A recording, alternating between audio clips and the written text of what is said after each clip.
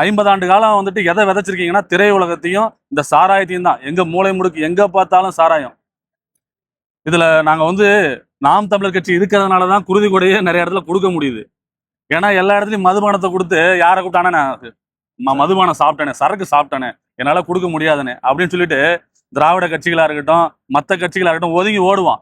ஆனா நாம் தமிழர் கட்சி பிள்ளைகள், தமிழ் தேசிய தலைவர் மேத்து பிரபாகரன் அவரோட தலைமையேற்ற பிள்ளைகள் வந்து நாங்க வந்து கொஞ்சம் பேர் வாழ்ந்துட்டு இருக்கோம்.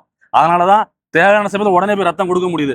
அதை கொடுக்குற யாருன்னு பார்த்தா நாம் தமிழ் தம்பியா தான் இருப்போம், தங்கையா தான் இருப்பாங்க, அண்ணன் தம்பியா தான் இருப்பாங்க. இதெல்லாம் நாங்க பெருமையா சொல்லிக்க முடியும். ஆனா இதுக்கப்புறமும் இந்த ஊடகங்கள்லாம் பாக்குற என் உறவுகள், நீங்க பொழுதுபோக்குக்கு நேரத்தை செலவழிச்சது போதும். தமிழ் தேசியம்னா என்னன்றதை புரிஞ்சுக்கிட்டு இந்த குருதிக்கொடை முகாம் இது எதுக்கு நடத்துறோம், இந்த குருதி எதுக்காக வந்துட்டு நம்ம கொடுத்துக்கிட்டு இருக்கோம், இந்த செயல் திட்டம் வந்து எந்த கட்சி செய்யுது, எதற்காக அந்த களத்துல நிக்கிறாங்க அப்படின்றத புரிஞ்சுக்கிட்டு நீங்க இல்லைங்க. நாங்க வாக்குக்காக நிக்கிறவங்க கிடையாது. அண்ணன் சொல்றதுதான், அண்ணன் செந்தமிழன் சீமான் சொல்றதான். வாக்குக்கான நீங்க இந்த கூட்டம் கூடிருக்காது, இந்த முகாம் நடந்திருக்காது. நாங்க வாக்குக்கானவர்கள் அல்ல. நீங்க எனக்கு ஒரு ஓட்டு கூட போகலனாலும் நாங்க இந்த களத்துல தான் நிற்போம். எங்களோட சேவையை நான் செஞ்சுட்டு தான் இருப்போம் தொடர்ச்சியா.